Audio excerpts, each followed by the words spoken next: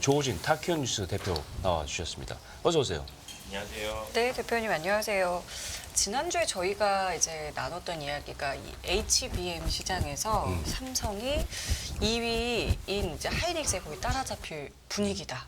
뭐 이런 이야기 해주셔서 상당히 저는 정말 놀랍다 이렇게 들었는데 굉장히 반응도 뜨거웠습니다. 예. 그래서 이제 다시 그거를 잠깐 요약해서 말씀드리면 이제 HBM3가 이제 챗 GPT 때문에 예. 그 D램 시장에서 가장 그 수요가 폭등한 이제 상품이었는데 그렇죠. SK 하이닉스만 그 메모리 반도체 3사 중에서 SK 하이닉스만 전량 생산할 수 있었고 네. 그 놀랍게 1등 기업이 이제 삼성전자는 생산을 못하는 바람에 D램의 그 매출 비중에서 3분기에는 이제 양사의 간격이 사상 초유로 이제 5% 이내로 줄어들었고 그렇죠. 일각에서는 4분기에는 이제 양사가 랭킹이 뒤집어질 수 있다. 그래서 4분기에 못 뒤집었으면 내년 1분기에는 뒤집어질 가능성이 높다. 그래서 그렇죠. 이제 사실은 그 상당히 충격적인 일인데 네.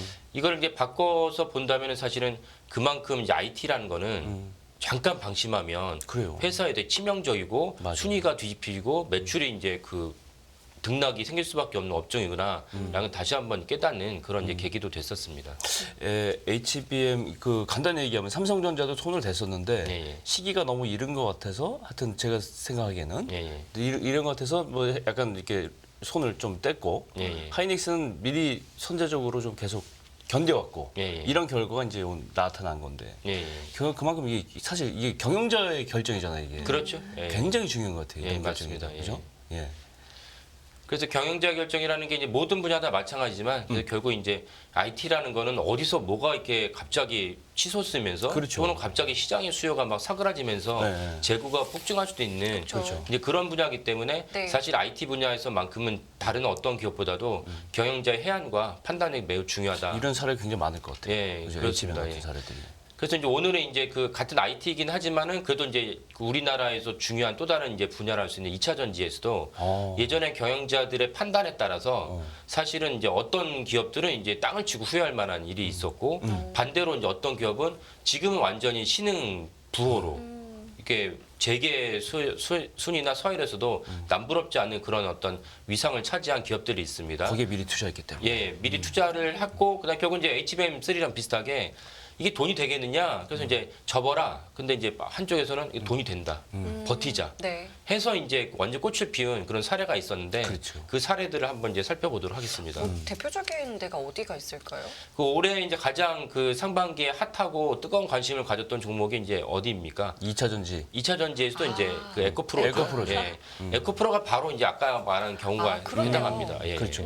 사실 지지난주였었나요? 그때부터 저희가 한 예. 3주 정도 이제 이 에코프로의 이제 지주사 전환에 대해서 이제 맞습니다. 말씀을 또 예. 해주셨었잖아요. 근데 그 에코프로 또 나오는군요. 예, 그때 지주사 전환과 이동채 회장의 불미스럽고 불법적인 이제 그 범죄 행위에 대해서 제가 말씀을 드렸는데 한편으로 이제 아까 말씀드린 이동채 회장의 정말 끈기와 견고한 어떤 그 인내심이 있었기 때문에 이 사업 자체는 이 사업 자체에 대해서 이제 이동채 회장이 꽃을 피웠다라는 거를 이제 말씀드릴 수가 있고 그러면 꽃을 피우기 이전에 아까 말씀드린 그 삼성전자가 HBM3에서 잘못된 오판을 했듯이 다른 쪽에서 오판을 했기 때문에 이제 이동채 회장이 꽃을 피운 이제 계기가 있었습니다. 그럼 2차 전지가 원래 다른 기업에서 하던 거를 갖고 왔다는 얘기예요? 그렇습니다. 예. 그래서 원래는 이제 그 예전에도 그 에코프로에 말씀드렸죠. 에코프로는 사명 자체가 환경, 에코, 네네. 그렇죠. 환경 기업인데 네, 네. 왜 그 이동채 회장이 갑자기 양극재 사업을 하게 됐는가라는 걸 보신다면 그걸 갖다 보면은 제일모직이 먼저 그 에코프로에게 손을 제안합니다. 그러니까 그때는 당연히 뭐 지금도 마찬가지 제일모직은 대기업이고 에코프로는 이제 중소기업인데 네네. 정부에서 이제 발주하는 사업이 있었는데 예. 그 발주하는 사업에 대기업과 중소기업이 같이 들어가면 좋으니까 그래서 이제 그 제일모직이 에코프로에 제안을 합니다. 지금 공시 내용이 나오네요. 예, 지금 맞습니다. 얘기 그래서 나오네. 그 제안을 해서 에코프로 같이 들어갔는데 한 2년 정도 그 사업에 선정이 됐습니다. 그래서 예. 65억이라는 지금도 이제 사실 R&D 분야의 정부에서 65억이라는 건 큰 금액인데 그렇죠. 2004년에 65억이면 어마어마하게 큰 금액입니다. 예. 근데 선정이 됐으니까 이동채 회장 입장에서 야 우리 회사 이제는 맨날 돈 끌어가던 일을 좀 줄일 수 있겠다라고 이제 그 반전의 기회에 맞다 생각했는데 불과 이제 그 2년 3년 만에 그 정부 사업을 시작하면 이제 주 주된 기업이 있고 종속 기업이 있는데 네. 네. 주된 기업을 할 수 있는 제일모직이 갑자기 이제 이건 사업이 안 된다. 채산성이 없다. 돈이 안 된다. 그래서 접겠다고 그 이동채 회장에게 이제 그 했더니 통보를 합니다. 네. 나는 접을 테니 당신은 알아서 하시오. 근데 이동채 회장이 이제 고민을 하다가 이건 접을 만한 사업이 아니다. 이건 어떻게 해서든 아하. 내가 모든 돈을 다 끌어모을지라도 이 사업은 끌고 나가야 된다. 본인이 하겠다고. 예, 그 판단을 한 것이죠. 그래서 그때가 이제 언제인 거예요? 시기적으로? 그게 2006년 이제 공시를 보시면은 2006년에 사실 그 사업에 대해서 공시가 나옵니다. 예, 2007년 해당 공시는 이제 공시 날짜는 2007년으로 나오죠? 결정은 2006년 하고 예. 공시가 공시는 2007년에 2007년에 이제 그 에코프로 입장에서는 제일모직의 사업을 우리가 인수를 해서 이제 정부 사업을 우리가 계속 추진합니다라고 이제 공시를 합니다. 아, 이 회장이 그 사업을 가져와서 이제 자기가 하겠다고 이제 예. 그게 한 거야 이제. 그렇습니다. 예. 그래서 그 공시에는 나오진 않지만 실제적으로 제일모직은 그 사업부를 양극재 사업부를 완전히 청산하려고 했기 때문에 네. 청산한다는 경우는 뭐냐면은 재무제표상에서 0으로 잡힌 겁니다. 네. 근데 이동체장이 내가 지금 돈이 없다는 것을 제일모직도 잘 알지 않느냐. 그러니까 나한테 10년간 내가 이제 그 50억을 주면 10년간에 50억을 나눠서 주겠다. 갚을 테니까. 예. 그러니까 나한테 이 사업을 넘겨라. 그러니까 제일모직 입장에서는 아니 이거 어차피 그 장부상에서 0으로 잡힐 일인데 그렇지. 10년이라는 기간이 있긴 하지만 그래도 이제 50억 전 준다는데. 주겠다는데 그보다 나으니까 이거를 에코프로에 넘깁니다. 그래서 이동채 회장이 그걸 가져와서 예. 불과 2, 3년 만에 세계 최초의 양극재 NCM 하이니켈 그 예. 망간이 들어간 NCM을 갖다 최초로 개발을 하면서 그러면서 이제 그 에코프로가 이제 회사다운 회사로 매출을 다운 매출을 올릴 수 있는 그런 회사로 이제 변신을 하게 됩니다. 제일모직 입장에서는 어떨까요? 배가 많이 아프죠. 아 이건 정말 땅을 굉장히 칠 후회를 일이고. 했을 것 같은데요. 그리고 이제 당시에 혹시 기억하시는 분도 계시겠지만은 그 당시에도 이건희 회장이 뭐 한국 최고의 기업이고 그리고 반도체에서 뭐 어마어마한 돈을 벌어들이고 있었지만은 앞으로 10년, 20년 생각하면 뒷덜미가 서늘하다. 이게 언제까지 반도체 먹고 살 수 있는지 모르는데. 또 다른 차세대 뭔가를 찾아야 된다. 뭐를 가져와라. 계속 얘기했어요. 그래서 결국은 이건데. 심사숙 그때 심사숙 거 그때 삼성에 제안한 게 뭐였냐면은 바이오였습니다. 그래서 이제 우리가 알고 있는 삼성 바이오로직스가 나온 것이고. 근데 어떻게 보면 이 내막을 본다면은 사실 2차 전지라는 큰 분야가 이제 열리고 있는데 이거를 삼성이 시작했다가 제일모직 입장에서는 야 이게 돈이 안 돼. 이걸 갖다 폐기했는데 이거를 안타깝네. 정말 스타트업이자 뭐 그러니까 이동채 회장이 맨날 그 당시에 했던 말을 그 주에서 그 들은 분이 이렇게 말로는 맨날 하는 일이 뭐냐 돈 끌어다니는 일이었다. 네. 당시에는 뭐 LS도 이거 사업을 하지 않았어요? 예, LS도 사실 이제 비슷한 경우가 있었습니다.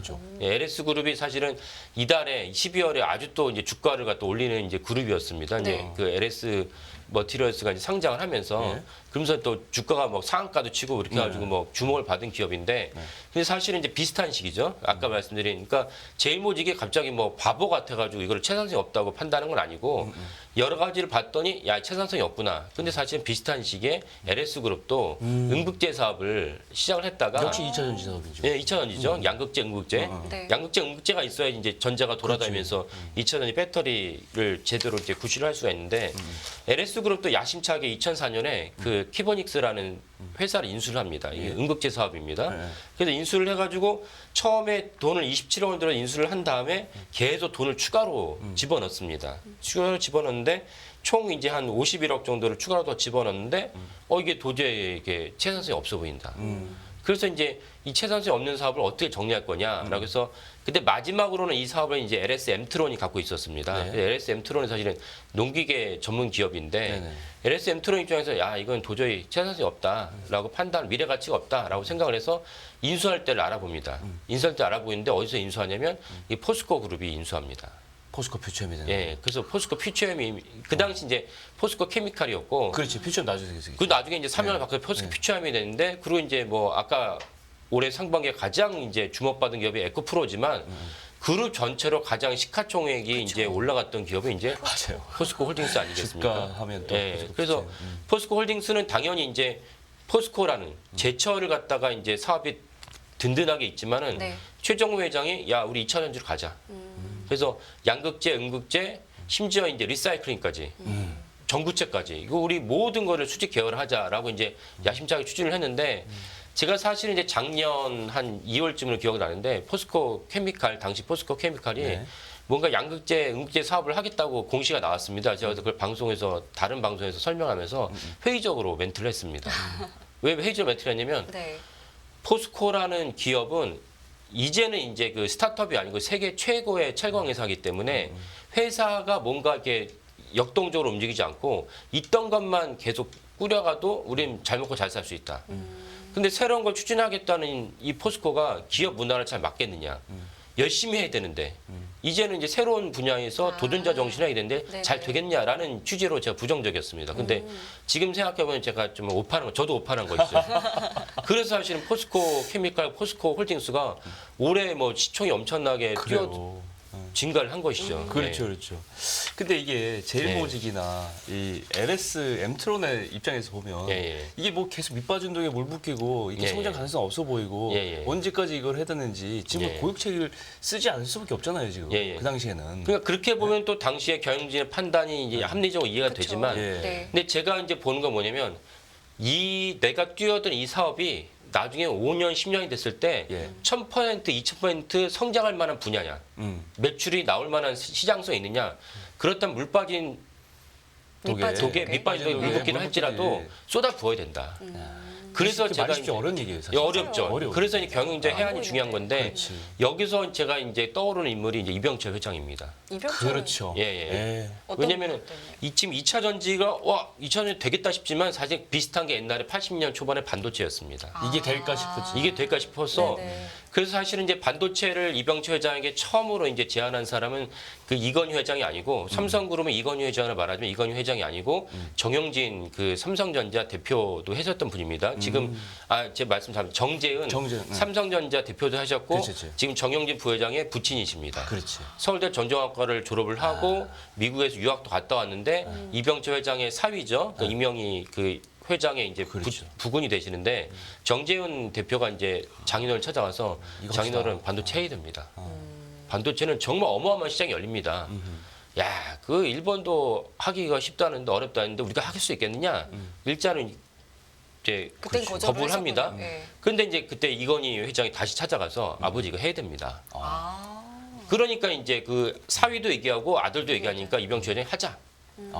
그리고 스터디를 하셨겠죠. 스터디를 해서 이제 이걸 그렇지. 추진하기로 합니다. 정말 결정적인 결정이네. 그러네. 근데 이제 그 추진했는데 계속 적자가 쌓이고 뭐 국내외에서 예.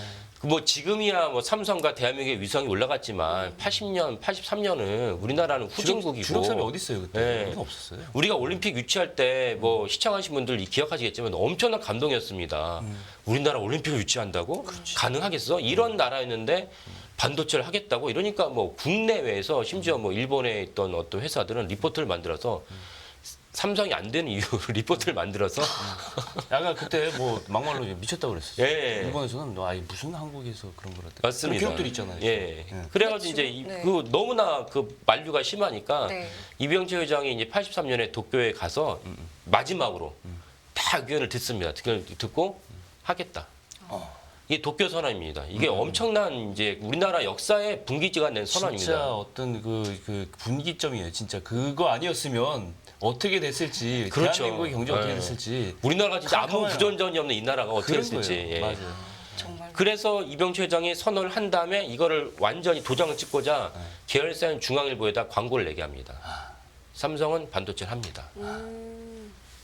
대대적으로 그걸 대대적으로. 알리면서 예. 지금 저게 온갖 예, 맞습니다. 지탄을 예. 받아가면서 그래서 광고를 내면서 이병철 회장이 내가 더 이상 나한테 만류하겠다는 사람은 내가 내쫓겠다. 꽃을 피우고 있습니다. 예, 맞습니다. 저렇게 딱 저때 저 결정을 안 했더라면 정말 두 분 말씀하신 것처럼 와 정말 상상도 안 되는. 그렇죠. 우리나라는 여전히 우리나라는 뭐 어떻게 이렇게 해요? 뭐 그죠? 후진국에서 막 발버둥 치고 있을 그런 단계였을 것입니다. 그렇죠. 예. 그러니까 바꿔 얘기하면은 네. 경영제 해안이 너무 중요한데 해안에서 우리가 그나마 실마리를 찬다면 내가 결정한 이 사업이 5년, 10년 지났을 때 1000%, 10,000% 성장할 시장이냐라고 한다면 전사적으로 사실 제이지당 설탕 팔아서 그 적자를 메운 거거든요. 그렇죠. 예. 있는 잘 벌고 있는 돈을 거기다 밑빠진 독일 수도 있는데다가 예. 때려 박아. 때려 박아서 92년도에 극적으로 그래. 삼성전자가 삼성그룹이 창사 이래 모든 벌었던 돈보다 더 많이 벌었다는 1조를 갖다 영업이익을 내면서 오늘 삼성전자 만들어진 것이거든요. 그래서 네.